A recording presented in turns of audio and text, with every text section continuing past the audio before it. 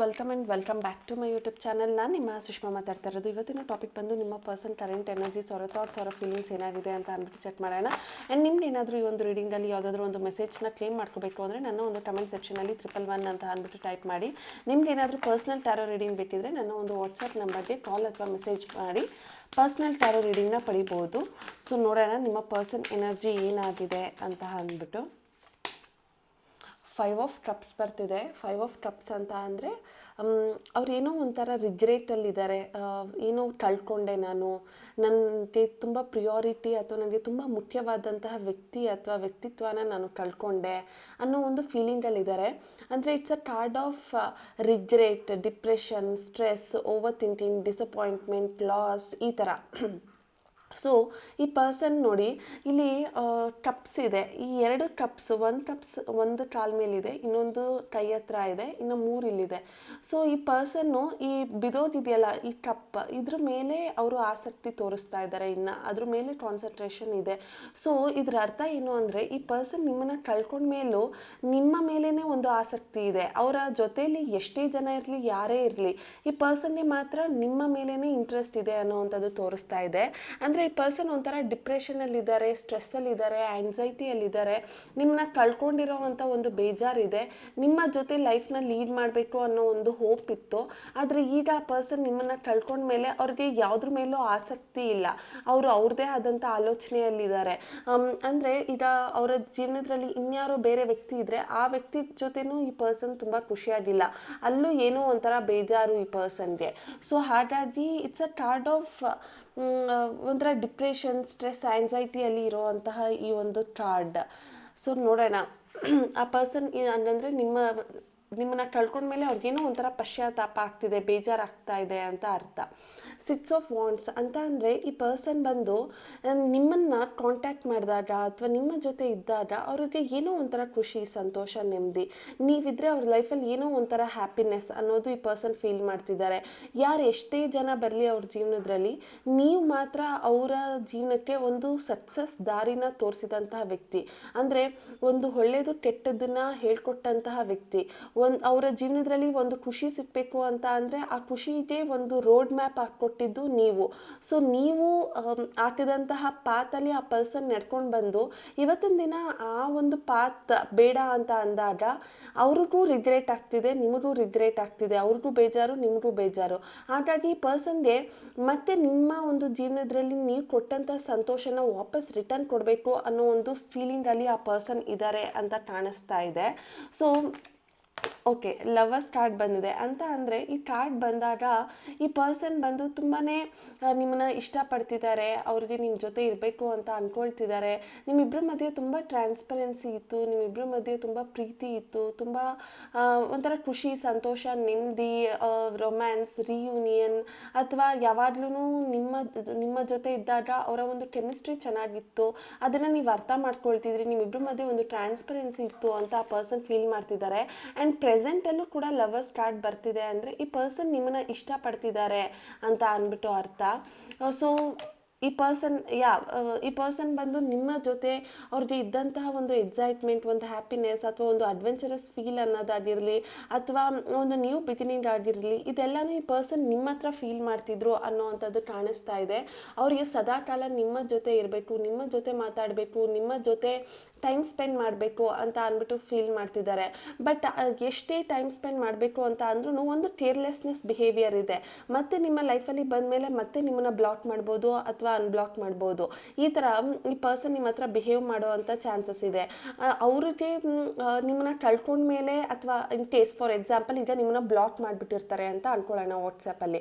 ಆವಾಗ ಅವ್ರಿಗೆ ಏನೋ ಪಶ್ಚಾತ್ತಾಪದ ಭಾವನೆ, ಏನೋ ಒಂಥರ ಬೇಜಾರು, ಯಾವುದೋ ಒಂದು ವ್ಯಕ್ತಿನ ಕಳ್ಕೊಂಡೆ ಅನ್ನೋ ಅಂಥ ಒಂದು ಮನಸ್ಥಿತಿ. ಸೊ ಮತ್ತೆ ನಿಮ್ಮನ್ನು ಬ್ಲಾಕಿಂದ ಅನ್ಬ್ಲಾಕ್ ಮಾಡ್ತಾರೆ. ಆವಾಗ ಅವ್ರಿಗೆ ಅನಿಸುತ್ತೆ, ಓಕೆ ಈ ಪರ್ಸನ್ ನನ್ನ ಲೈಫಲ್ಲಿ ಬೇಡ, ನನಗೆ ಈ ಪರ್ಸನ್ ಸರಿ ಇಲ್ಲ, ಇಷ್ಟ ಇಲ್ಲ, ಬೇಡ, ಇವ್ರು ನನ್ನ ಮ್ಯಾಚ್ ಆಗಲ್ಲ ಅಂತ. ಇದು ಒಂಥರ ಸ್ವಿಚ್ ಆಫ್ ಆ್ಯಂಡ್ ಆನ್ ಥರ ಮೈಂಡನ್ನು ಅವರು ಕೆಲವೊಂದು ಸರಿ ಸ್ವಿಚ್ ಆಫ್ ಮಾಡ್ತಾರೆ, ಕೆಲವೊಂದು ಸರಿ ಸ್ವಿಚ್ ಆನ್ ಮಾಡ್ತಾರೆ. ಸೊ ಈ ಒಂದು ಕೇರ್ಲೆಸ್ನೆಸ್ ಬಿಹೇವಿಯರ್, ಒಂದು ರೆಸ್ಪಾನ್ಸಿಬಿಲಿಟೀಸ್ನ ಹ್ಯಾಂಡಲ್ ಮಾಡೋ ಒಂದು ಶಕ್ತಿ ಇಲ್ಲ ಅಥವಾ ಅದನ್ನು ಕ್ಯಾರಿ ಮಾಡೋ ಅಂಥ ಒಂದು ಧೈರ್ಯ ಇಲ್ಲ.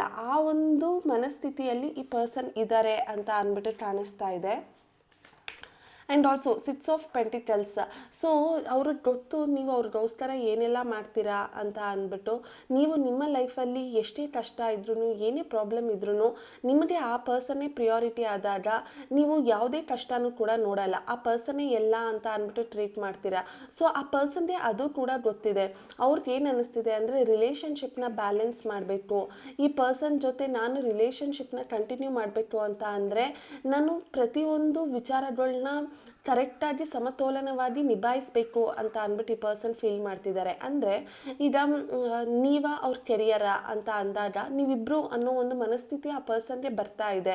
ಯಾಕೆಂದರೆ ಅವರು ನಿಮ್ಮನ್ನು ದೂರ ಮಾಡ್ಕೊಂಡಾಗ, ನಿಮ್ಮನ್ನು ಮಿಸ್ ಮಾಡ್ಕೊಂಡಾಗ ಆ ಪರ್ಸನ್ಗೆ ಫೀಲ್ ಆಗುತ್ತೆ, ನಾನು ಎಲ್ಲನೂ ಕೂಡ ಸಮವಾಗಿ ನಿಭಾಯಿಸ್ಬೇಕಿತ್ತು, ಎರಡನ್ನೂ ಬ್ಯಾಲೆನ್ಸ್ ಮಾಡಬೇಕಾಗಿತ್ತು ಅಂತ ಅಂದ್ಬಿಟ್ಟು ಈ ಪರ್ಸನ್ ಫೀಲ್ ಮಾಡ್ತಿದ್ದಾರೆ ಅನ್ನೋವಂಥದ್ದು ಕಾಣಿಸ್ತಾ ಇದೆ ಇಲ್ಲಿ. ಸೊ ಈ ಪರ್ಸನ್ ಎನರ್ಜಿ ಏನು, ಅವರ ಕರೆಂಟ್ ಫೀಲಿಂಗ್ಸ್ ಏನಾಗಿದೆ ಅಂತ ಅಂದ್ಬಿಟ್ಟು ಚೆಕ್ ಮಾಡೋಣ. Okay, your cheating is not a mistake, it is a choice. Okay, ಈ ಒಂದು ಫೀಲಿಂಗ್ ನಿಮ್ಮದಾಗಿದೆ. ನೀವು ಏನಾದರೂ ಬೇರೆ ವ್ಯಕ್ತಿನ ಹುಡ್ಕೊಂಡು ಹೋಗಿದ್ರೆ ಅದು ಮಿಸ್ಟೇಕ್ ಅಲ್ಲ ನೀನು ಮಾಡಿರೋದು. ನೀನು ಈಗ ಪಶ್ಚಾತ್ತಾಪ ಪಟ್ಟರು ಅದರಿಂದ ಪ್ರಯೋಜನ ಇಲ್ಲ. ನೀನು ಬೇಕು ಅಂತಲೇ ಮಾಡಿದ್ದು, ಇಂಟೆನ್ಷನಲಿ ನೀನು ಅವ್ರನ್ನ ಚೂಸ್ ಮಾಡಿದ್ದು. ನಾನು ಇದ್ರೂ ಕೂಡ ನೀನು ಆ ಪರ್ಸನ್ನ ಚೂಸ್ ಮಾಡಿದ್ಯಾ ಅಂತ ಅಂದರೆ ಇದು ಮೋಸನೇ ಹೊರ್ತು ಇದು ಮಿಸ್ಟೇಕ್ ಅಲ್ಲ ಅಂತ ಅಂದ್ಬಿಟ್ಟು ನೀವು ಹೇಳ್ತಾ ಇದ್ದೀರಾ. ನೀನು ತಪ್ಪು ಮಾಡಿದ್ದು ಬೇಕು ಅಂತಲೇ ತಪ್ಪು ಮಾಡಿದ್ಯಾ ಅನ್ನೋ ಒಂದು ಮೈಂಡ್ಸೆಟ್ಟಲ್ಲಿ ನೀವಿದ್ದೀರಾ.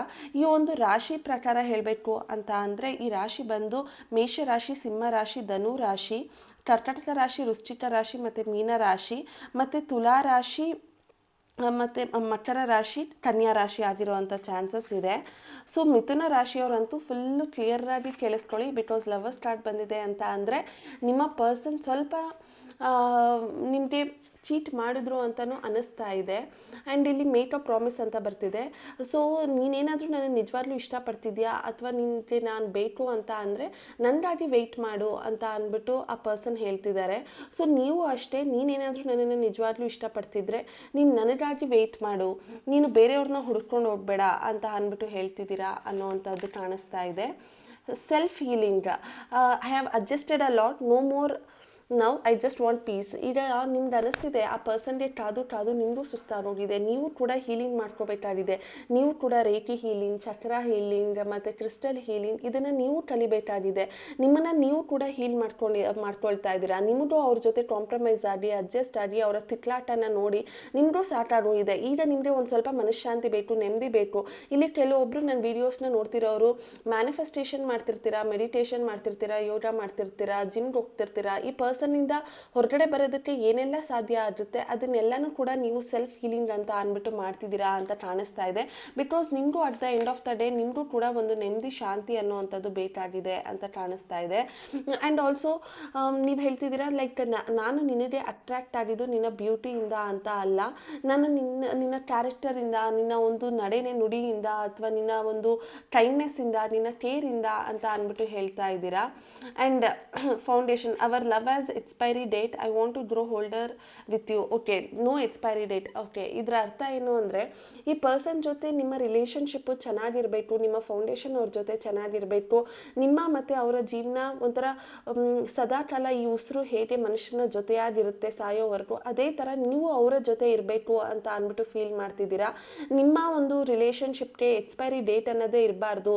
ಒಂದು ಏಜ್ ಆಗೋವರೆಗೂ ನೀವಿಬ್ಬರು ಜೊತೆಯಾಗಿರಬೇಕು. ಯಾಕೆಂದರೆ ನೀವು ಅಷ್ಟು ಆ ವ್ಯಕ್ತಿನ ಪ್ರೀತಿಸ್ತೀರಾ, ಅದೇ ಥರ ವ್ಯಕ್ತಿ ಕೂಡ ನಿಮ್ಮನ್ನು ನೋಡ್ಕೋಬೇಕು ಅನ್ನೋ ಒಂದು ಮನಸ್ಥಿತಿಯಲ್ಲಿ ನೀವಿದ್ದೀರಾ ಅನ್ನೋವಂಥದ್ದು ಕಾಣಿಸ್ತಿದೆ. ಈ ಒಂದು ರೀಡಿಂಗಲ್ಲಿ ಡೇಟ್ ಆಫ್ ಬರ್ತ್ ಬಂದು ನಿಮಗೆ ಸಿಗುವಂಥದ್ದು 5-14-23, 4-13-22-31, 6-15-24 ಮತ್ತು 1-10-19-28-26. ಸೊ ಇದೊಂದು ಡೇಟ್ ಆಫ್ ಬರ್ತ್ ನಿಮ್ಮ ವ್ಯಕ್ತಿ ಈ ಒಂದು ಡೇಟ್ ಆಫ್ ಬರ್ತಲ್ಲಿ ಹುಟ್ಟಿರ್ತಾರೆ ಅಂತ ಅಂದ್ಕೊಳ್ತೀನಿ. ಆ್ಯಂಡ್ ಆಲ್ಸೋ ನಿಮ್ಮ ಒಂದು ಇನ್ಷಿಯಲ್ ಬಂದು HDNYCT ZALEIOMTF KGM ಆಗಿರುತ್ತೆ. ಸೊ ಇದಾಗಿತ್ತು ಇವತ್ತಿನ ರೀಡಿಂಗ್. ನಿಮ್ಗೇನಾದರೂ ಈ ಒಂದು ರೀಡಿಂಗ್ ರೆಸೊನೇಟ್ ಆಗಿದ್ರೆ ನಾನು ಒಂದು ಕಮೆಂಟ್ ಸೆಕ್ಷನಲ್ಲಿ ತಿಳಿಸಿ. Thank you.